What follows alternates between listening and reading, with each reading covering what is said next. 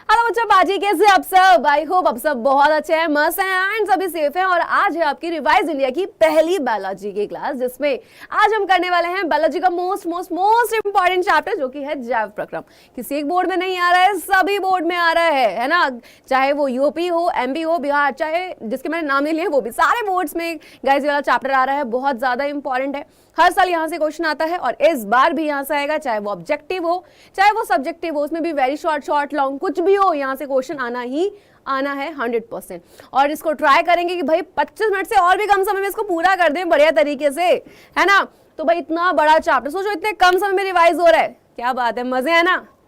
और सबसे बड़ी चीज क्या है कि फ्लो चार्ट के फॉर्म में पढ़ाने वाली, जिसकी आप डिमांड करते हो ना मुझसे, तो भाई फ्लो चार्ट के फॉर्म में पूरा चैप्टर पढ़ा लेंगे। तो बिना किसी तरीके से साथ करते हैं शुरू। एंड सबसे पहले यहाँ पे बात आती है कि आखिर जैव प्रक्रम क्या होता है, उसमें हम क्या पढ़ते हैं, बात ये वाली आई। तो यहाँ पे अगर मैं बताऊँ सबसे पहले टॉपिक को बताने से पहले कि देखो जैव प्रक्रम होता क्या है। जैव का मतलब जीव, यानी कि कुछ ऐसी प्रक्रियाएं होती हैं जो किसमें होती हैं, सिर्फ सजीवों में होती है। और सजीवों में कौन आते हैं? सभी जीव जंतु और सभी पेड़ पौधे, है ना। तो बस यहाँ पे आप जीवों में, यानी कि जो हम, जैसे भाई मनुष्य, हम लोग भाई जीव में आते हैं। वैसे तो बहुत सारे जीव है ना। इस चैप्टर में आप पढ़ते हैं कि अगर मानव में पाचन हो रहा है कैसे हो रहा है, श्वसन हो रहा है कैसे हो रहा है, उत्सर्जन हो रहा है कैसे हो रहा है, परिसंचरण हो रहा है कैसे हो रहा है। लेकिन साथ साथ आप प्लांट्स में भी पढ़ते हैं, क्योंकि बेटा जो पौधे होते हैं वो भी सजीव की कैटेगरी में ही आते हैं। तो सबसे पहला जो टॉपिक होता है इस चैप्टर का वो होता है पोषण और पोषण के प्रकार। पौधों में पोषण, अमीबा में पोषण, मानव पाचन तंत्र, श्वसन तथा सांस लेने में अंतर, मानव श्वसन तंत्र, पौधों में श्वसन, मानव परिसंचरण तंत्र, आपका पौधों में परिवहन, मानव और पौधों दोनों में ही उत्सर्जन। तो ये हैं सारे टॉपिक इस चैप्टर के। लग रहा है कि सिर्फ इतने से, लेकिन बहुत बड़े हैं, है ना। तो चलिए शुरू करते हैं बिना देरी के साथ। पोषण के साथ क्या होता है, खाना खाते हैं हम लोग, है ना। अब खाना खा रहे हैं, कैसे उसको ले रहे हैं हम लोग, तो डिपेंड वो करता है यहाँ पे कि भाई आखिर आप किस तरीके से ले रहे हो खाने को, है ना। तो क्या है कि भाई वो संपूर्ण प्रक्रिया जिसके द्वारा जीवित जंतु भोजन प्राप्त कर रहे हैं। अब खाने को प्राप्त तो कर लिया है, साथ ही साथ क्या कर रहे हो आप वहां पे, जब आप खाना खा लेते हो, क्यों खाते हो? क्योंकि आपको ऊर्जा चाहिए होती है, एनर्जी चाहिए होती है।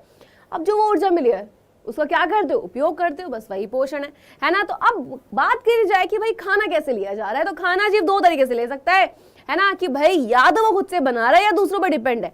तो भाई अगर खुद से बना रहा है तो वहां पे हम उसको कहते हैं कि भाई इसमें जो पोषण हो रहा है वो स्वयं पोषण हो रहा है। अगर वो दूसरों पर डिपेंड है तो हम उसको बोल देते हैं कि भाई इसमें जो हुआ है वो पर पोषण है। क्लियर, आगे की बात करते हैं। स्वयं पोषण, पर पोषण में आखिर क्या अंतर, यानी कि जो अपना भोजन स्वयं बना दे वहां पे होता है स्वयं पोषण, और ऐसे जीव को कह देते हैं स्वयं पोषी। जबकि पर पोषण क्या होता है कि भाई जो अपने भोजन के लिए दूसरों पर निर्भर रहते हैं, है ना। जैसे हम लोग, भाई हम किस पे डिपेंड है, पेड़ पौधों पर। बिकॉज सभी पेड़ पौधे, सभी हम कह सकते हैं यहाँ पे, सभी कौन से, जो आपके हरे पेड़ पौधे होते हैं। क्यों? तो हरे, यानी कि हम ये कह सकते हैं कि अधिकांश हरे पेड़ पौधे जो होते हैं, ठीक है, हम यहाँ पे क्या बोल सकते हैं, आपके अधिकांश, ठीक है, कि अधिकांश पेड़ पौधे जो होते हैं वो अपना खाना खुद बनाते हैं प्रकाश संश्लेषण की क्रिया करके। ठीक है, अब यहाँ पे अगर हम बात करें परपोषण की, तो भैया कौन है जो दूसरों पर डिपेंड है। जैसे सभी जीव जंतु, हम भी किस पर डिपेंड है, पेड़ पौधों पर। अब किसी को कुछ खाना पसंद है, किसी को कुछ खाना पसंद है ना। तो यहीं पर भोजन की पसंद के आधार पर जीवों को बांटा गया है शाकाहारी, मांसाहारी और सर्वाहारी। शाकाहारी कौन होते हैं, जो शाक सब्जियां खाते हैं, जैसे हिरण। मांसाहारी कौन होते हैं, जो मांस आदि को खाते हैं। सर्वाहारी कौन होते हैं, जो भाई मांसाहारी भी हैं और शाकाहारी भी हैं। ठीक है, जैसे मनुष्य। आगे की बात करते हैं। अब आ जाता है परपोषी पोषण के प्रकार, या आप यहाँ पे साथ ही साथ कह सकते हैं कि भाई इसकी कुछ विधियां। तो यहाँ पे 3 तरीके से मिलती है। पहली नंबर 1 होती है परजीवी। एग्जाम्पल देखते क्लियर हो गया क्या, जू, अमर, बिल, जौ, कि भाई ये एक जीव दूसरे जीव पे डिपेंड तो है, लेकिन उससे अपना पोषण लेंगे, मारेंगे नहीं बस। ऐसा जीव क्या होता है भाई, आपका परजीवी, यानी कि भाई आपका एक जीव दूसरे जिंदा जीव पर डिपेंड है, लेकिन उसको बिना मारे अपना पोषण कर लिया उसने। तो ऐसी पोषण की विधि परजीवी पोषण कहलाई जाती है। मृतपोषी पोषण क्या होता है कि भाई जिसमें जो जीव होते हैं वो मरे सड़े गले इन सब से अपना भोजन प्राप्त करते हैं, जैसे कवक और जीवाणु। इन सभी के एग्जाम्पल बहुत ज्यादा इंपॉर्टेंट है, हर साल रिपीट पे आए हुए हैं। प्राणी सम की बात करते हैं, जिसको हम पूर्ण जांत्विक या पूर्ण जैवीय कहते हैं। अमीबा मनुष्य का एग्जाम्पल दिया गया है। ये होता क्या है, सबसे पहले खाने को खाया जाएगा और फिर उसका पाचन किया जाएगा। ऐसा जो पोषण होता है उसको हम प्राणी सम पोषण कह देते हैं। बढ़ते हैं आगे की तरफ। आ जाता है पौधों में पोषण। पर हमने बोला कि अधिकांश जो पेड़ पौधे होते हैं वो क्या करते हैं, अपना खाना खुद से बनाते हैं, है ना। कौन सी क्रिया करके, प्रकाश संश्लेषण। इसको प्रकाश संश्लेषण क्यों कहते हैं, क्योंकि यहाँ पे जरूरत होती है प्रकाश की, ठीक है। तो प्रकाश संश्लेषण जो है ये वो क्रिया है जिसके जरिए पेड़ पौधे अपना खाना बनाते हैं, ठीक है। अब इसमें होता क्या है कि सौर ऊर्जा रासायनिक ऊर्जा में बदलती है, ओके। अब हम खाना बनाते हैं, हमें बहुत सारी चीजों की जरूरत है, पौधे को भी तो जरूरत होगी, क्यों नहीं होगी भैया, है ना। तो सबसे पहले बात आती है कि ये खाना बनाएगा तो कहाँ पर बनाएगा और किन चीजों की इसको जरूरत होगी। हम कहाँ बनाते हैं, किचन में बनाते हैं।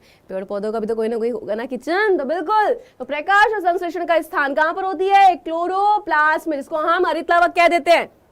पत्ती में संरचना पाई जाती है और इस क्लोरोप्लास्ट के अंदर क्या होता है, क्लोरोफिल वर्णक होता है, जो क्या करता है, पौधे को हरा रंग देता है। और साथ ही साथ ये जो सौर ऊर्जा रासायनिक बदली है, इसको भी किसने बदला है, इसी क्लोरोफिल ने बदला है, ओके है। अब इसके लिए आवश्यक घटक कौन सा है कि भाई खाना बनाना है, फॉर एग्जाम्पल बनानी थी क्या, पनीर की सब्जी, पनीर तो चाहिए ही चाहिए, हल्दी नमक मिर्च ये सब भी चाहिए। वैसे ही पेड़ पौधे को अगर खाना बनाना है तो उसको भी तो कुछ चीजों की आवश्यकता होगी। तो क्या, बस उसको ये 4 चीजें चाहिए। नंबर 1 सूर्य का प्रकाश, CO2 क्लोरोफिल एंड H2O। अगर इनमें से एक भी चीज नहीं है पौधा क्रिया नहीं करेगा, ठीक है। चलिए, तो भाई यहाँ पर सबसे पहली चीज अगर हम देखें, ये डायग्राम बहुत ज्यादा जरूरी होता है बनाने के लिए।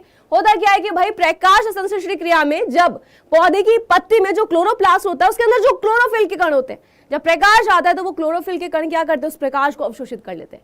और जैसे ही अवशोषित किया, सौर ऊर्जा रासायनिक ऊर्जा में बदली, वहीं पर क्रिया शुरू होगी, कौन सी, प्रकाश संश्लेषण, जिसमें CO2 जो मदद करता है वो मदद करता है पौधे का भोज्य पदार्थ बनाने में। और जो ये जल होता है इसके अपघटन से जो O2 होती है ये बाहर निकल जाती है, जहां पर ये रिएक्शन बहुत ही ज्यादा इंपॉर्टेंट है। 1 नंबर दिलवा दिया सीधा, ठीक है। चलिए, तो बात हो गई। अब आता है अमीबा में पाचन। अमीबा कैसे करता है, ये आपके 5 स्टेप है जिसके अंदर अमीबा जो है अपने खाने का पाचन कर लेता है। ये है वो डायग्राम।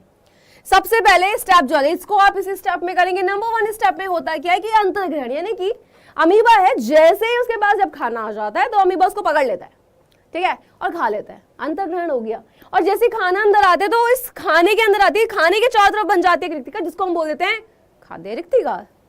खाना अंदर आया, अब क्या होगा, खाना खा तो लिया है। सेकंड स्टेप पाचन, एक भी स्टेप को ऊपर नीचे नहीं करेंगे वरना पूरा गलत हो जाएगा। पाचन में क्या होता है, बहुत सारे विभिन्न प्रकार के एंजाइमों की मदद से यहाँ पे भोजन का होता है पाचन। और जब बारी आती है अवशोषण की तो खाद्य रिक्तिका हो जाती है ये गायब, ठीक है। और अवशोषण में क्या होता है कि पूरे अमीबा में वो जो खाना होता है वो पूरे कोशिका द्रव्य में फैल जाएगा। स्वांगीकरण, अमीबा क्या करेगा, 4th स्टेप में वृद्धि करेगा। एंड लास्ट जो है बहिक्षेपण, कहीं से भी फटेगा अमीबा और अपने जो बेकार पदार्थ होंगे उनको बाहर निकाल देगा, सिंपल। और याद रखना अमीबा में जो पोषण की विधि पाई जाती है प्राणी सम बता रखा है। मानव पाचन तंत्र डायग्राम बहुत इंपॉर्टेंट, सीधा बेटा लॉन्ग में जाता है ये क्वेश्चन एंड बहुत बहुत ही ज्यादा इंपॉर्टेंट है, ठीक है। अब यहाँ पे अगर मैं बात करूं सबसे पहले आता है पाचन ही क्या होता है। भाई खाने को खाया हम लोगों ने, खाना जो भी खाया उसको चबाया, छोटे टुकड़ों में तोड़ा, कुछ एंजाइम ने मदद किया, तो क्या है पाचन की, भोजन के जटिल व बड़े अणुओं का सरल व छोटे अणुओं में बदलने, किसकी मदद से, एंजाइम की सहायता से पाचन कहलाता है। अब यहाँ पे कोई एक अंग तो काम नहीं कर रहा, बहुत सारे अंग काम कर रहे हैं। तो हमारे भोजन के पाचन में मदद करती है आहार नली, जिसके 6 भाग होते हैं और इनको हम इसी सीक्वेंस से पढ़ते हैं। पहले खाना मुख में तो जाएगा, पेट में थोड़ी ना जाएगा, तो इसी सीक्वेंस में हम इनको तैयार करते हैं। आहार नली जो कि मुख से लेके कहाँ पे, शरीर के पश्च भाग तक होती है। सबसे पहला पार्ट आ जाता है यहाँ पे मुंह, या आप कह सकते हैं मुख, ठीक है। ग्रसिका जिसको हम ग्रास नली भी कह देते हैं, ओके है। अमाशय यानी कि आपका स्टमक, पेट, छोटिया जिसको शुद्रांत्र भी कहते हैं, बढ़िया जिसको बृहदांत्र भी कह देते हैं, एंड गुदाद्वार। सबसे पहले बात करते हैं यहाँ पे मुख की। तो भाई मुख की अगर मैं बात करूं, आपके यहाँ पे आ जाते हैं दांत, जीभ और लाल ग्रंथि। दांत जो होते हैं टोटल 32 होते हैं, चबाने का इनका काम होता है और 4 प्रकार के होते हैं, कृंतक, रदनक, च्वर्णक और अग्रच्वर्णक। अब जो दांत होते हैं इनका सूत्र होता है कि भाई ऊपरी जबड़े में उपस्थित आधे भाग में दांतों की संख्या बटे निचले जबड़े में उपस्थित आधे भाग में दांतों की संख्या गुणा 2 बराबर 32। जीभ स्वाद का पता लगता है बिकॉज जीभ के अलग अलग हिस्से पर अलग अलग स्वाद के अंकुर पाए जाते हैं। लाल ग्रंथि संख्या कितनी होती है भाई, 3 जोड़ी होती है। लाल ग्रंथि का काम क्या है, लार का श्रावण करना, और इस लार में क्या होता है एंजाइम जो कि है टॉयलिन एंजाइम। नेक्स्ट आता है ग्रास नली, या जिसको हम बोल देते हैं ग्रसिका। इसका कुछ काम नहीं होता, बस मुंह में जो हमने खाने को चबाया है, लार मिली है, उसको खाया जाएगा। यानी कि एक नली के जरिए वो हमारे स्टमक में जाता है। तो ये जो नली है, कहाँ जा रहा है खाना? सीधा स्टमक में। उसका काम क्या है कि भाई मुख से आमाशय तक भोजन पहुंचाना। नेक्स्ट आ जाता है सीधा आमाशय। आमाशय जो है, यहाँ पे अगर मैं बात करूं कि यहाँ पे आती है जठर ग्रंथि, लेकिन याद रखना, आपको काफी बच्चों को लगता है कि हमारा जो भोजन का पाचन है वो आमाशय में शुरू होता है, नहीं, वो मुख से ही शुरू हो जाता है। ठीक है, तो हमारे आमाशय में होते हैं जठर ग्रंथि, जठर ग्रंथि से जठर रस, और इस रस में 3 चीज, पेप्सिन जो कि प्रोटीन का पाचन करता है, और याद रखना ये तभी काम करेगा जब इसको अम्लीय वातावरण मिलेगा। हाइड्रोक्लोरिक अम्ल क्या करता है? भोजन को अम्लीय प्रकृति देता है और जीवाणुओं को मारता है। श्लेष्मा इस हाइड्रोक्लोरिक अम्ल से रक्षा करती है हमारे आमाशय के आंतरिक स्तर की। तो फ्लो चार्ट के जरिए पूरे चैप्टर को पढ़ रहे हैं, बट अगर आपको डिटेल में पढ़ना है तो ऐप और यूट्यूब पूरे में एक एक टॉपिक को बहुत अच्छे से एक्सप्लेन भी किया गया है। हाँ जी, अब बात आई छोटी आंत की। छोटी आंत के 3 भाग, ड्यूडिनम, जिजुनम और इलियम। जब ड्यूडिनम में खाना आता है, यहाँ से पच जाता है, हो जाता है जिजुनम में, जिजुनम से इलियम। लेकिन ड्यूडिनम में 2 भाग, यकृत और अग्नाशय।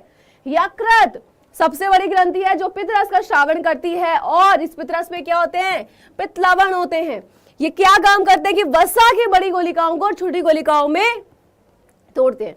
बिकॉज वसा की जब बड़ी गोलिकाएं होती हैं उस पर एंजाइम काम नहीं कर सकते, इन छोटी क्रियाओं पर, यानी जो छोटी गोलियां होती हैं इन पर काम करते हैं। और ये क्रिया हमारी इमल्सीकरण यानी इमल्सिफिकेशन कहलाई जाती है, और इन छोटी गोलियों को हम कह देते हैं इमल्सीकृत वसा। बात है अग्नाशय की। अग्नाशय ग्रंथि जो है मिश्रित ग्रंथि है, इसका बहिःश्रावी ग्रंथि भाग भी है, अंतःश्रावी ग्रंथि भाग भी है।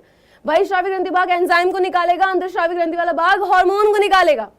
इंसुलिन हार्मोन निकलता है, और यही हार्मोन अगर कम हो जाए ना, क्या हो जाएगा? रक्त में शर्करा की मात्रा को ये नियंत्रित करता है, और अगर ये कम निकले तो डायबिटीज, मधुमेह, शुगर, ये बीमारी हो जाती है। एंजाइम कौन से है? Amylase, protein, lipase. Amylase carbohydrate का पाचन करता है, ठीक है। ट्रिप्सिन जो होता है बेटा वो प्रोटीन का पाचन करेगा, एंड लाइपेज जो करता है वो वसा का। तो याद रखना कि ट्रिप्सिन भी प्रोटीन का पाचन करता है, एंड पेप्सिन भी, लेकिन ट्रिप्सिन को किसी अम्लीय प्रकृति की जरूरत नहीं होती है।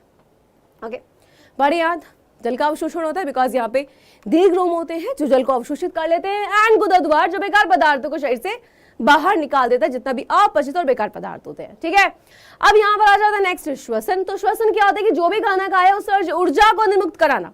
तो भोजन से ऊर्जा को निर्मुक्त कराना क्या है? निर्मुक्त क्या होता है? ऊर्जा को निकालना, बस श्वसन होता है। ऑक्सीजन लेना है, कार्बन डाइऑक्साइड को बाहर निकालना, आपका सांस लेना होता है। श्वसन की क्रिया में ऊर्जा का निर्माण होता है, जबकि सांस लेना में ऐसा नहीं होता है। श्वसन पथ क्या होता है भाई? श्वसन पथ शॉर्ट में आते हैं सीधा कि जब हमारा ग्लूकोज होता है, जब वो पायरुवेट में बदलता है, तो ग्लूकोज का पायरुवेट में बदले जाना क्या कहलाया जाता है? आपका ग्लाइकोलाइसिस कहलाया जाता है। और ये क्रिया कहाँ होती है? कोशिका द्रव्य में होती है।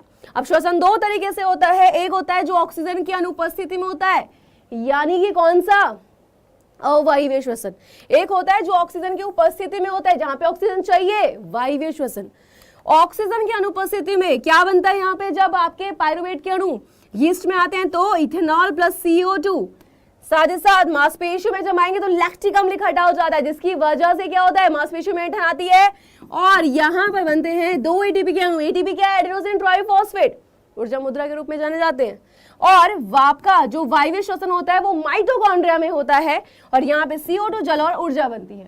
याद रखना, वायवीय श्वसन के दौरान 38 ATP अणुओं का निर्माण होता है, जबकि जो अवायवीय होते हैं उसके दौरान 2 ATP अणुओं का निर्माण होता है। यानी अधिक ऊर्जा का निर्माण कहाँ हुआ? वायवीय में। मानव श्वसन तंत्र, यह डायग्राम है, आप सबको पता होना चाहिए, बहुत सिंपल चार्ट के समझेंगे।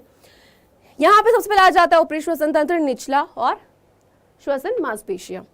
ऊपरी श्वसन तंत्र क्या होता है? नासिका। भाई अगर हम जुकाम नहीं हो रखा, हम नॉर्मल है, बिल्कुल कोई बीमार नहीं, हम नाक से सांस लेंगे, है ना, क्लियर है। लेकिन अगर मैं बात करूं आपसे, जब कभी जुकाम हो जाए तो हम मुंह का इस्तेमाल करते हैं, यानी मुंह ने काम क्या किया? द्वितीयक अंग के रूप में।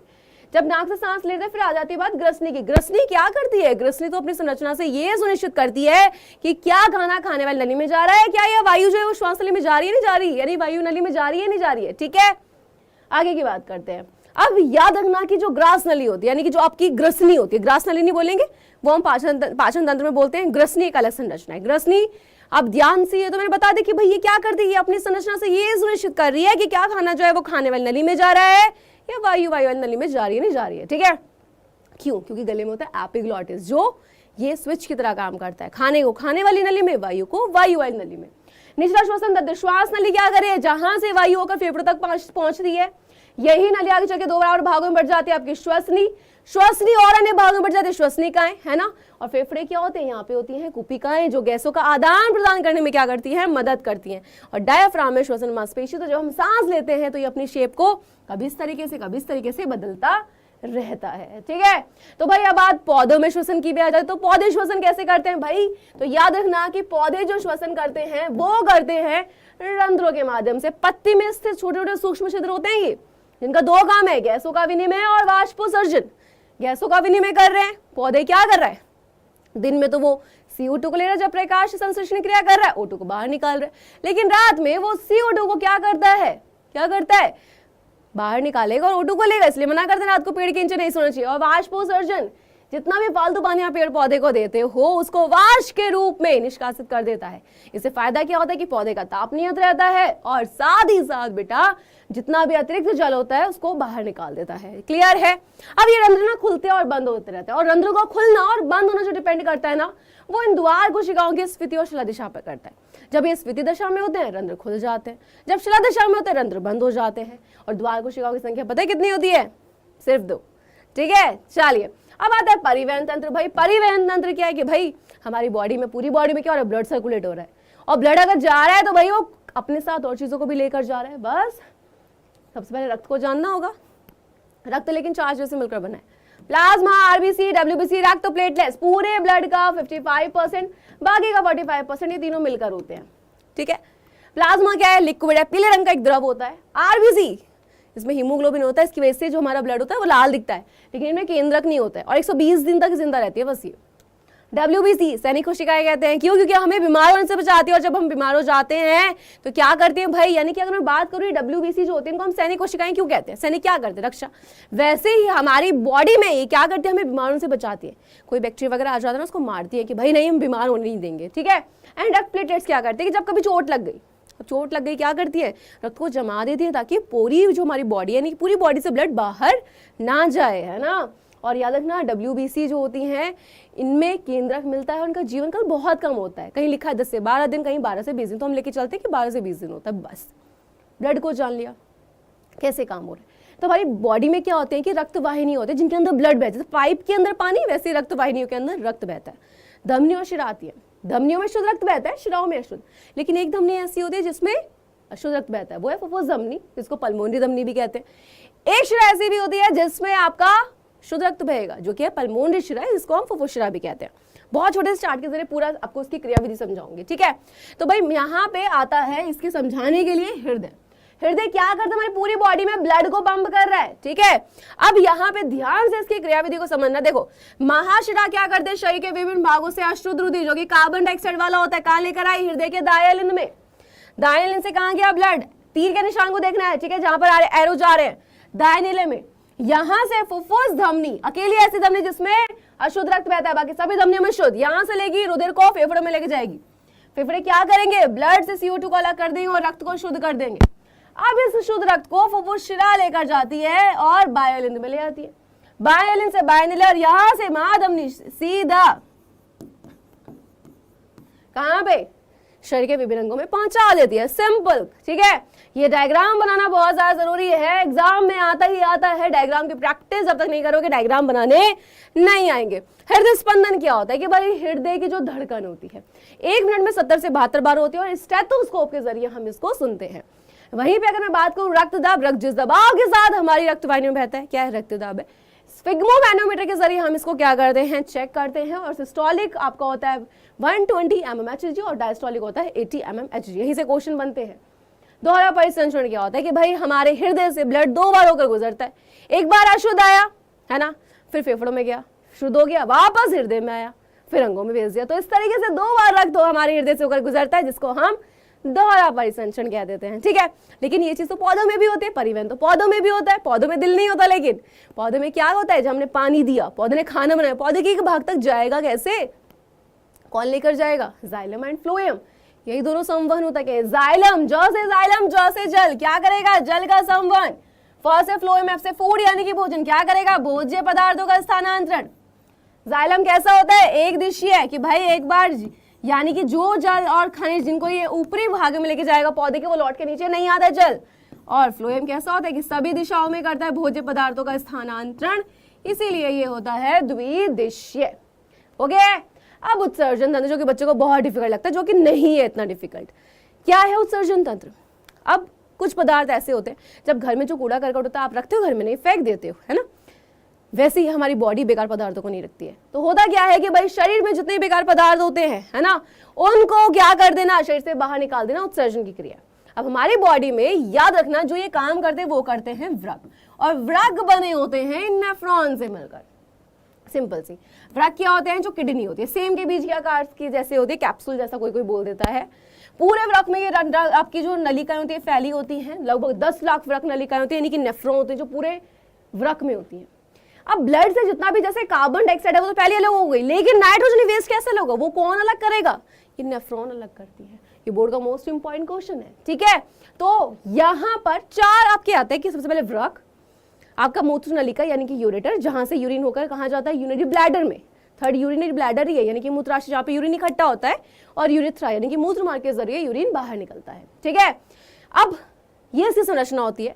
होता क्या है, बहुत सिंपल है, कप जैसी संरचना, बोमेन संपुट, रुधिर कोशिकाओं का कोश, ग्लोमेरुलस, दोनों मिलकर मैलपिगियन कोश। अब ये आगे की ओर बढ़ी, ये क्या है, अवरोही भुजा। वहीं पर ये और आगे बढ़ती गई, यहाँ पे यू आकार की बनी और फिर ऊपर की तरफ जा रही है, ये क्या है, आरोही भुजा। और आगे जाकर ये संग्राहक वाहिनी में मिल जाती है, यहाँ पे तो और भी नालियां मिल रही हैं, ठीक। ब्लड आया यहाँ पे छना एक बार, फिर दोबारा यहाँ से गुजरा, फिर इधर छना, ठीक है। दोनों चापों के बीच में एक लूप है, जिसको हम हेनली लूप कह देते हैं। यहाँ छना, यहाँ से सीधा संग्राहक वाहिनी, और फिर यहाँ से ये कहाँ मिलती है आखिर में जाके, यूरेटर में, यूरेटर से यूरिनरी ब्लैडर, यूरिनरी ब्लैडर से यूरेथ्रा। सिंपल, ठीक है, क्लियर है, बहुत सिंपल तरीके से यही समझना है, और यही डायग्राम एग्जाम में आता है बस बनाने के लिए, नेफ्रॉन वाला। अब यहाँ पर एक प्रोसेस आता है हीमोडायलिसिस या डायलिसिस। कोई इंसान है, उसकी आपकी अगर मैं बात करूँ किडनी खराब हो गई, अब उसकी बॉडी से उस जो नाइट्रोजन वेस्ट है कैसे अलग करें बेटा उसको, नाइट्रोजन वेस्ट पदार्थ क्योंकि बॉडी से निकलना बहुत ज्यादा जरूरी है, नहीं निकला तो क्या होता है, इंसान की सेहत के लिए बहुत हानिकारक होता है, मर भी सकता है इंसान, ठीक है। तो यहाँ पर अपनाते हैं डायलिसिस के एक प्रोसेस को। इसमें होता क्या है बेसिकली कि जो पेशेंट होता है, जो मरीज होता है, उसके हाथ से, यानी कि भाई अगर मैं बात करूं कि उससे यानी ब्लड, उसकी बॉडी से ब्लड को निकाला जाता है एक नली के जरिए, और डायलाइजर से गुजारते हैं। जब ये डायलाइजर से गुजरता है तो रक्त में जितनी अशुद्धियां होती है वो अलग हो जाती है, और वापस शुद्ध रक्त उसकी बॉडी में भेज देते हैं। लेकिन याद रखना, एक नॉर्मल किडनी, एक आर्टिफिशियल किडनी, यानी कि एक जो हमारी नॉर्मल किडनी होती है, एक जो कृत्रिम रक्त होता है, दोनों में फर्क होता है।